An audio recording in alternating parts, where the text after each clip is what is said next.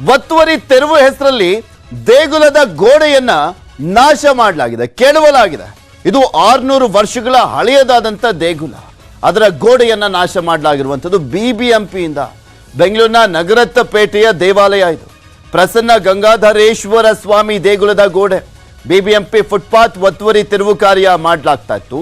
ಈ ಸಂದರ್ಭದಲ್ಲಿ ಫುಟ್ಪಾತ್ ಒತ್ತುವರಿ ತೆರವು ವೇಳೆ ಬಿಬಿಎಂಪಿ ಎಡವಟ್ಟನ್ನ ಮಾಡಿಕೊಂಡಿದೆ. ದೇವಾಲಯದ ಗೋಡೆಯನ್ನ ಕೆಡವಿ ಕಾಲ್ಕಿತ್ತಿದ್ದಾರೆ ಸಿಬ್ಬಂದಿಯಲ್ಲಿ. ಆಕ್ರೋಶ ವ್ಯಕ್ತವಾಗ್ತಿದ್ದ ಹಾಗೆ ಅಲ್ಲಿ ಇನ್ನೂ ಹೆಚ್ಚಿನ ಮಾಹಿತಿಯನ್ನ ಕೊಟ್ಟಿದ್ದಾರೆ ನಮ್ಮ ಪ್ರತಿನಿಧಿ ಆಶಿಕ್ ಮುಲ್ಕಿ. ನೋಡ್ಕೊಂಬರೋಣ. ಫುಟ್ಪಾತ್ ಒತ್ತುವರಿ ತೆರವು ಮಾಡಕ್ಕೆ ಬಂದಿದ್ದ ಬಿಬಿಎಂಪಿ ಅಧಿಕಾರಿಗಳು ಇದೀಗ ಸುಮಾರು ಬರೋಬ್ಬರಿ 600 ವರ್ಷಗಳ ಇತಿಹಾಸ ಇರುವಂತಹ ದೇವಸ್ಥಾನದ ಗೋಡೆಯನ್ನ ಕೆಡವಿದ್ದಾರೆ. ನಗರತ್ಪೇಟೆ ಅಂದ್ರೆ ಧರ್ಮರಾಯ ಸ್ವಾಮಿ ದೇವಸ್ಥಾನದ ಪಕ್ಕದಲ್ಲೇ ಇರುವಂತಹ ಪ್ರಸನ್ನ ಗಂಗಾಧರೇಶ್ವರ ದೇವಸ್ಥಾನದ ಗೋಡೆಯನ್ನ ಕೆಡವಿ ಇದೀಗ ಬಿಬಿಎಂಪಿ ಅಧಿಕಾರಿಗಳು ಇಲ್ಲಿಂದ ಕಾಲ್ಕಿತ್ತಿರುವಂತದ್ದು ದೃಶ್ಯಗಳಲ್ಲೂ ಕೂಡ ನಾವು ನೋಡ್ತಾ ಹೋಗಬಹುದು. ಅಂದ್ರೆ ಬ್ರ್ಯಾಂಡ್ ಬೆಂಗಳೂರು ಅಡಿಯಲ್ಲಿ ಫುಟ್ಪಾತ್ ಒತ್ತುವರಿ ತೆರವನ್ನ ಮಾಡೋದಕ್ಕೆ ಬಿಬಿಎಂಪಿ ಅಧಿಕಾರಿಗಳು ಇಲ್ಲಿ ಬುಲ್ಡೋಸರ್ ಸಮೇತ ಬಂದಿದ್ರು. ಆದ್ರೆ ಫುಟ್ಪಾತ್ ಅನ್ನ ತೆರವು ಮಾಡುವಂತ ವೇಳೆ ಬಿಬಿಎಂಪಿ ಸಿಬ್ಬಂದಿಗಳು ಇಲ್ಲಿ ಎಡವಟ್ಟನ್ನ ಮಾಡಿದ್ದಾರೆ. ದೃಶ್ಯಗಳಲ್ಲೂ ಕೂಡ ನಾವು ನೋಡ್ತಾ ಹೋಗಬಹುದು.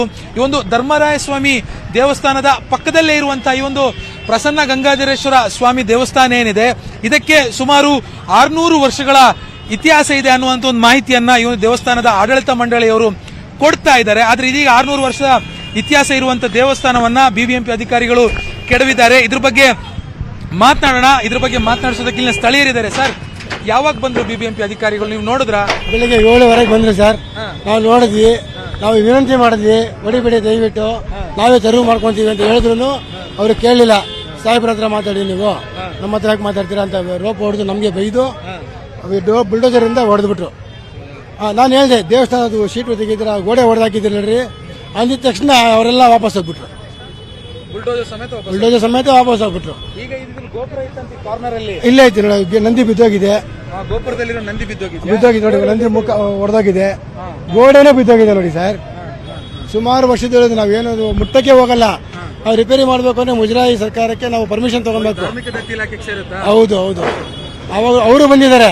ಅವ್ರೇನು ಅನಾಶಾಚರಿಯಾಗಿ ಅವ್ರ ಆಫೀಸರ್ ಕರ್ಕೊಂಬರಕ್ ಹೋಗಿದ್ದಾರೆ ಅಧಿಕಾರಿಗಳನ್ನ. ಅಷ್ಟರಲ್ಲಿ ಇದು ಹೊಡೆದಿದ್ದಾರೆ ಅವರು. ಇದಕ್ಕೆ ಹೇಳೋರು ಕೇಳೋರು ಯಾರು ಇಲ್ಲ.